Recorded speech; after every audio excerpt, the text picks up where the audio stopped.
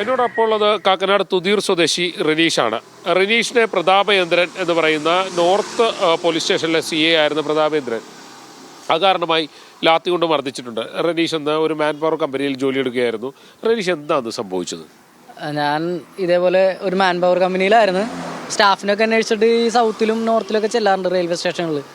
അപ്പോൾ അന്ന് ഇതേപോലെ ഉച്ചയായി കഴിഞ്ഞപ്പോൾ വെയിലൊക്കെ മൂത്ത് കഴിഞ്ഞപ്പോൾ ഞാൻ വെള്ളമൊക്കെ കുടിച്ചിട്ട് പാലത്തിൻ്റെ അടിയിൽ കുറേ പേര് ഇരിക്കണ്ടായിരുന്നു. അവിടെ ചെന്ന് ഇരുന്നതാണ്. ഇരുന്നിരുന്നപ്പോൾ 2 പേര് വന്നിട്ട് മറ്റേ ചൂരിൽ വെച്ച് ഇങ്ങനെ പയ്യെ അടിച്ചിട്ട് എഴുന്നേക്കാൻ പറഞ്ഞു. അപ്പോൾ ഞാൻ ഹെഡ്സെറ്റൊക്കെ വെച്ചിരിക്കണായിരുന്നു, കണ്ടില്ലായിരുന്നു. ഞാൻ എണീറ്റ് കഴിഞ്ഞപ്പോൾ പറഞ്ഞു ഇവിടെ ഇരിക്കാൻ പാടില്ലാന്ന് പറഞ്ഞു. ഞാൻ പറഞ്ഞു ആ ശരിയെന്ന് പറഞ്ഞു. നിൻ്റെ പേരെന്താണെന്ന് ചോദിച്ചാൽ പറഞ്ഞു റിനീഷ് എന്നാന്ന് പറഞ്ഞു. അപ്പോഴേക്കും ഈ SHO യൂണിഫോമിൽ, അവർ യൂണിഫോം ആയിരുന്നില്ല, ആദ്യത്തെ 2 പേര് SHO യൂണിഫോമിലുണ്ടായിരുന്നു. അവർ കയറി വന്നിട്ട് ചോദിച്ചു നിൻ്റെ പേരെന്താന്ന് ചോദിച്ചു. റിനീഷാന്ന് പറഞ്ഞു. നീ എന്തിനാ ഇവിടെ ഇരിക്കണേന്ന് ചോദിച്ചു. ഞാൻ പറഞ്ഞു വെയിലായപ്പോൾ വന്നിരുന്നാണെന്ന് പറഞ്ഞു.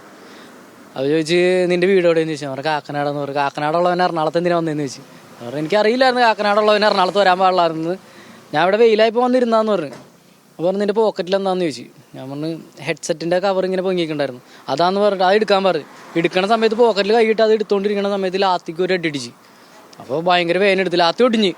അപ്പോൾ ഞാൻ പറഞ്ഞു സാറേ എന്തിനെന്നെ തല്ലിയത്, ഭയങ്കര വേദന ഉണ്ടല്ലോ എന്ന് പറഞ്ഞപ്പോൾ മുഖത്തിട്ട് ഒരു അടിച്ച്. ഞാൻ പറഞ്ഞു സാറേ എനിക്ക് നല്ല വേദനയുണ്ട്, എല്ലാവരും നോക്കിയിട്ടുണ്ട്. വീണ്ടും മുഖത്തിട്ട് അടിച്ച്. ഞാൻ പറഞ്ഞു സാറേ എൻ്റെ ഉള്ളിൽ ഭയങ്കര ദേഷ്യമാണ് നിങ്ങളുടെ അടുത്ത് തോന്നണത്. ഞാൻ ഒന്നും ചെയ്യാണ്ട് എന്നെ ഇങ്ങനെ തല്ലുമ്പോൾ എനിക്ക് നല്ല ബുദ്ധിമുട്ടാണ്, എനിക്ക് പ്രതികരിക്കാനും പറ്റുന്നില്ല. വീണ്ടും എന്നെ തല്ലി മുഖത്തിട്ട്. ഞാൻ പറഞ്ഞു നിന്നെ പോലീസ് സ്റ്റേഷനിൽ കൊണ്ടുപോയി കാണിച്ചിട്ടാന്ന് പറഞ്ഞു. ഞാൻ പറഞ്ഞു എങ്കിൽ ശരി, ഇവിടെ നിന്ന് തല്ലണമുള്ള പോലീസ് സ്റ്റേഷനെങ്കിൽ അവിടെ നിന്ന് തല്ലണമെന്ന് പോലീസ് സ്റ്റേഷനിലേക്ക് പോയി. എൻ്റെ ഒപ്പം വേറൊരു സാർ അപ്പോഴേക്കും വന്നായിരുന്നു. അയാളെയും കയറ്റി, അയാളുടെ അടുത്ത് പേര് മാത്രമേ ചോദിച്ചുള്ളൂ, എന്നിട്ട് ആധാർ കാർഡും ചോദിച്ചിട്ട് എൻ്റെ അടുത്തൊന്നും ചോദിച്ചിട്ടുണ്ടായിരുന്നില്ല. ജീപ്പിൽ കയറ്റിയിട്ട് കൊണ്ടുപോയി. പിന്നെ അവിടെ കുറേ നേരം നിർത്തി. ഒരു വൈകിട്ടായപ്പോൾ എന്നെ തിരിച്ചു ഞാൻ ഹോസ്പിറ്റലൊക്കെ പോയായിരുന്നു. അവിടെ പരാതി കൊടുത്തിരുന്നോ പിന്നീട്? കൊടുത്തായിരുന്നു. ആ പരാതിയിലുള്ള നടപടിയിലോ അവരന്വേഷിച്ചിട്ട് ഞാൻ DGPക്കും കൊടുത്ത്, മുഖ്യമന്ത്രിക്ക് കൊടുത്ത്, മറ്റേ മനുഷ്യാവകാശ കമ്മീഷന് കൊടുത്ത്, പോലീസ് കംപ്ലൈൻറ്റ് അതോറിറ്റിക്ക് കൊടുക്കാൻ പറ്റുന്നിടത്ത് എല്ലായിടത്തും കൊടുത്തു. മര്യാദയ്ക്ക് കോടതിയിൽ കൊടുത്താൽ മതിയായിരുന്നു. ബാക്കി ഇതിൻ്റെ പുറകെ പോയി കഴിഞ്ഞാൽ ഒന്നും നടക്കുമെന്ന് അറിയില്ലായിരുന്നല്ലോ. നമ്മൾ കൊടുത്തു നോക്കിയതാ. കാര്യം കുറേ പേർക്ക് ഇങ്ങനെ ഇടി കിട്ടുന്നുണ്ട്, വെറുതെങ്കിലും കുറേ ആൾക്കാർക്ക് തല്ലിയിട്ടുണ്ട്. ആരും പുറത്ത് പറയാണ്ടാണ്, നാണക്കേടൊക്കെ വിചാരിച്ചു. സ്വാഭാവികമായിട്ടും നമ്മളുടെ ഒരു വ്യക്തിത്വത്തെയും, അതായത് നമുക്ക് പോലീസിനുള്ളൊരു അവരോട് തന്നെ നമുക്ക് ഭയങ്കര വെറുപ്പായി. എനിക്ക് അങ്ങനെയായിരുന്നു. കുറേ നാളത്തേക്ക് ഭയങ്കര ബുദ്ധിമുട്ടായിരുന്നു. നമുക്കൊന്നും ചെയ്യാൻ പറ്റുന്നില്ലല്ലോ.